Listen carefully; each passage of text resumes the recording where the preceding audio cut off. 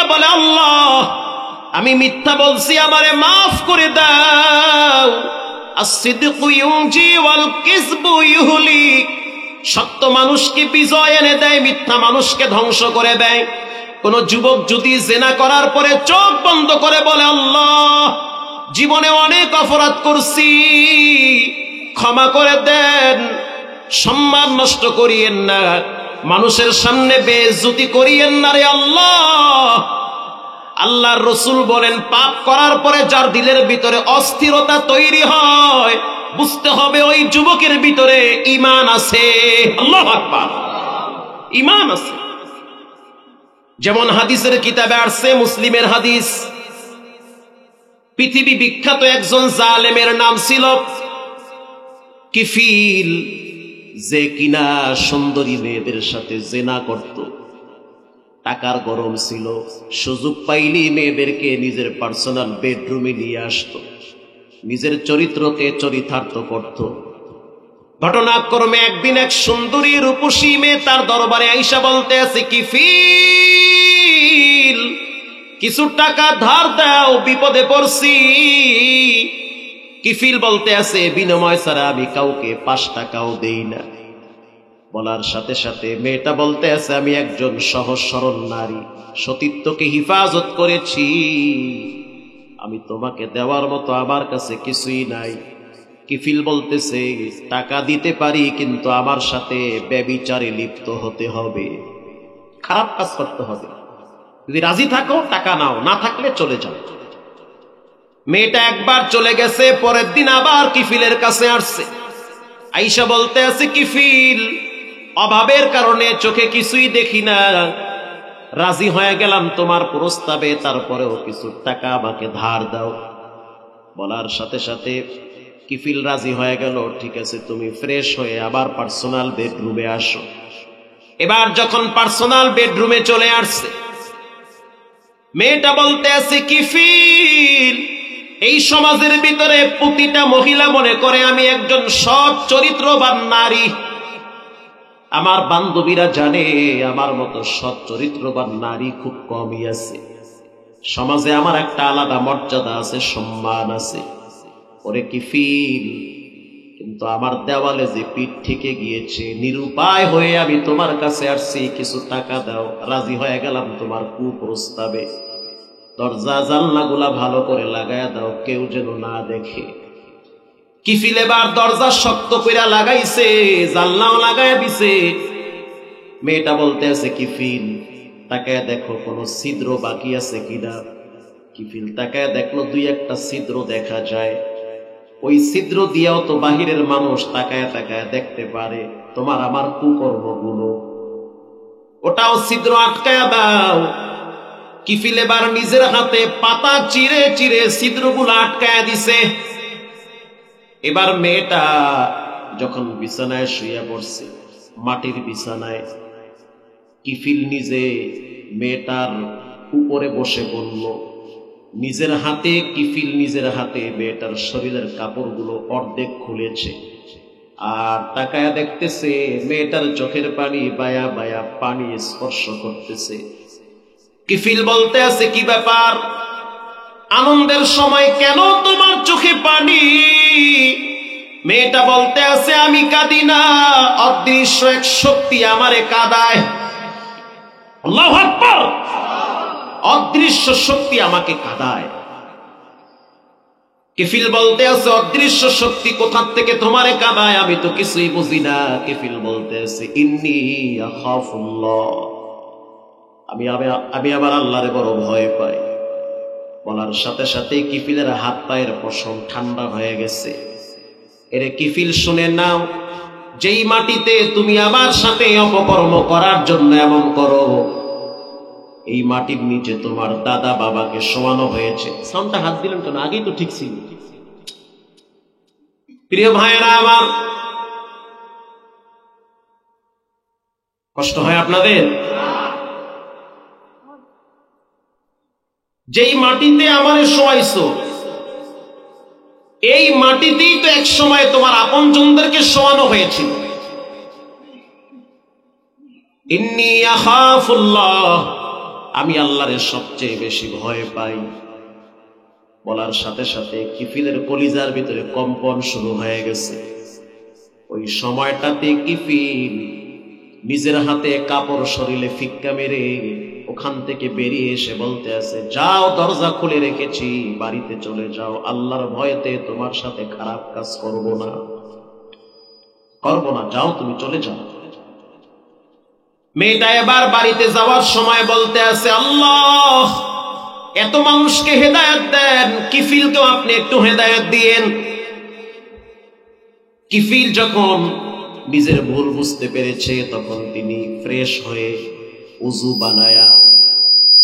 বানাবার পর কিফিল এবার সিদ্ধান্ত নিয়েছে যে আমি আল্লাহর কাছে তওবা করব।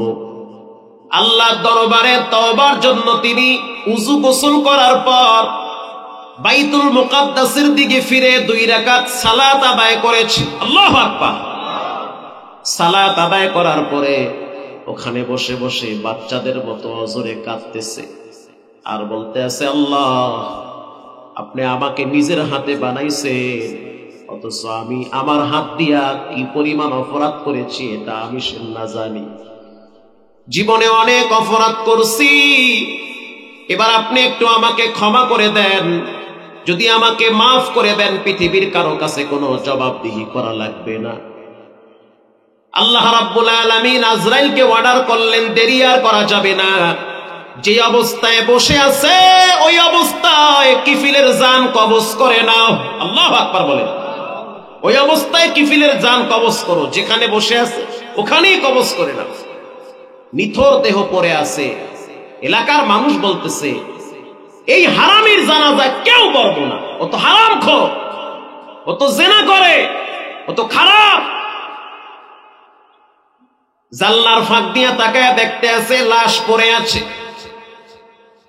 কিন্তু মৃত্যুর আগে আগে জঘন্যতম একটা পাপ থেকে নিজেকে বিরত রেখে গোপনে তওবা করেছে। কার কাছে? গোপনে তওবা করছে।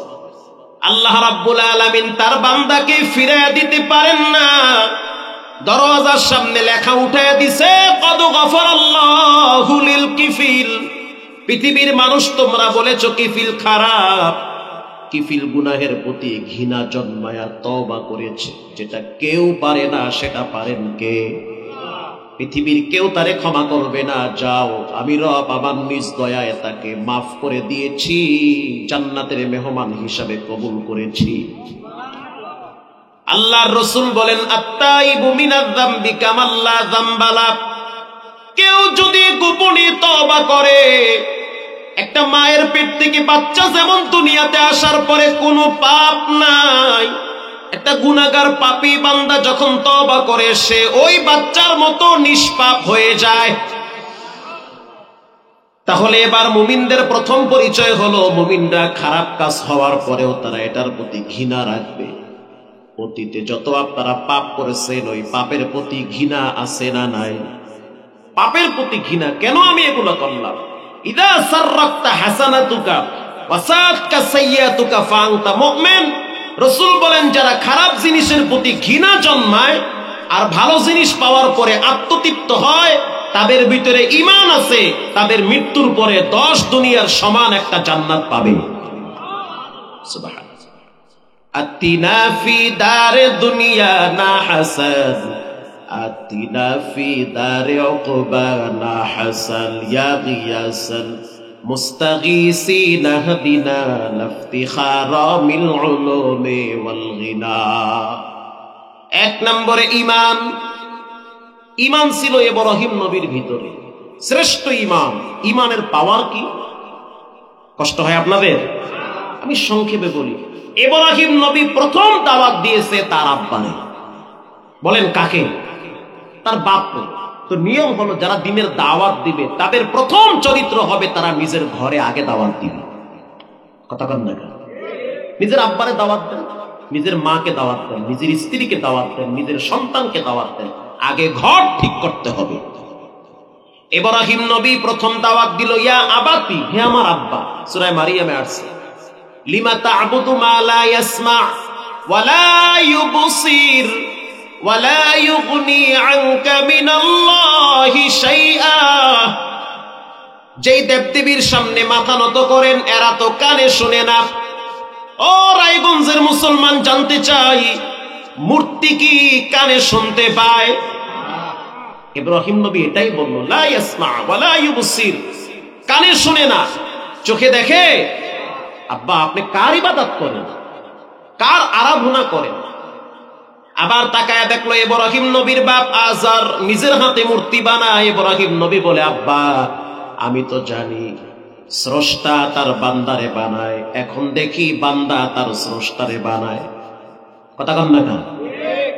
আমি তো জানি আমারে বানাইছে আল্লাহ, আর এখন দেখি আমনে বানান আপনার রবের। এটা হইল কি? আপনার রবের ধাক্কা মারলে জিতে পরে, কইলে কথা হনে না, খাওন থুইলে আর একজনে খাইয়ে যায়। এটা ইব্রাহিম নবী তার আব্বারে কইতেছে। আবার কথা অন্যদিকে নিয়ে আবার গ্যাঞ্জাম লাগাইয়েন না। ইব্রাহিম নবী তার আব্বারে বয়ান করে, আব্বা এই পাগলামি বাদ দেন। স্রষ্টা হওয়ার যোগ্যতা একজন রাখে, যিনি সুবহান, সমস্ত ক্ষমতার অধিকারী, তিনি হলেন কে? তার সামনে মাথা নত করে। ইব্রাহিম নবীর আব্বার মেজাজ এত গরম হইছে, ওয়াহজুরুনি মালিয়া, বেটা নমরুদের বিরুদ্ধে অবস্থান নিবি তো তোমাকে পাথর মেরে হত্যা করা হবে, আমি হত্যা করব। বাবার সাথে যখন আঘাত লেগেছে, বাবায় তখন নমরুদের পক্ষে অবস্থান নিয়েছে। বোঝা গেল হক কথা যে কেউ বলুক না কেন, প্রথমে বিরোধিতা আসবে তার ঘর থেকে। আসতে বলবেন না, জোরে বলেন ঠিক না ব্যাঠিক? ইব্রাহিম নবীর বিরোধিতা প্রথম করেছে তার আব্বা। কথা ঠিক না ব্যাঠিক? তা আপনি যখন হক কথা বলবেন, ঘরের ভিতরে প্রথম দুশ্মন হতে পারে আপনার স্ত্রী, অথবা আপনার সন্তান, অথবা আপনার আব্বা। এটা আদিকাল থেকে হয়ে আসছে। এবার ইব্রাহিম নবী কি চমৎকার ভাবে ঈমানের দাওয়াত দেন। সে রাগ করে নাই, ধমক দেয় নাই, কারণ বাপ তো। ইব্রাহিম নবীর কি হয় বলেন সবাই? বাবা হয়। বলেন বাবার সাথে কি খারাপ ব্যবহার করা যায়? কখনোই খারাপ ব্যবহার করা যায় না। ইব্রাহিম নবী তার বাবারে বয়ান করতেছেন, ক্বালা সালামুন আলাইক, ক্বালা সালামুন আলাইক,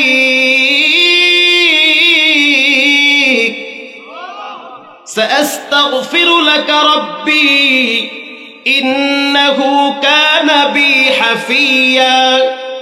ও আমার আব্বা, আপনার রক্ত আমার দেহে আছে, যদিও আপনি বেঈমান, তারপরও আপনার সাথে খারাপ ব্যবহার করতে আল্লাহ নিষেধ করেছে। যদিও আপনি আল্লাহরে গালি দেন, তারপরও আল্লাহ আমারে বলছে, খবরদার ইব্রাহিম, তোমার বাপ যদিও আমার উপরে খেপা, আমারে গালি দেয়, শিরিক করে, তারপরও তুমি তোমার বাবার সাথে খারাপ ব্যবহার করবা না। আল্লাহু আকবার। আল্লাহ কয়, ইব্রাহিম তোমার আব্বা তুমি, খবরদার বেয়াদবি করবা না, সুন্দর আচরণে দাওয়াত দাও। এবার ইব্রাহিম নবী বলে, ক্বালা সালামুন আলাইক, আব্বা জান রাগ করিয়েন না, আমি যে কথা বলেছি সে কথা আসমানি কিতাব থেকে বলেছি। আপনার সাথে আমার কোনো ঝগড়া নাই, সালাম শান্তির কথা। আপনি আপনার রাস্তায়, আমি আমার রাস্তায়। সাআস্তাগফিরু লাকা রাব্বী, ও আমার আব্বা জান, আমি আল্লাহর কাছে আপনার জন্য বারবার ক্ষমা চাবো, ইস্তেগফার করব, আল্লাহ যেন আপনাকে হেদায়েত দান করে। বলেন সুবহানাল্লাহ।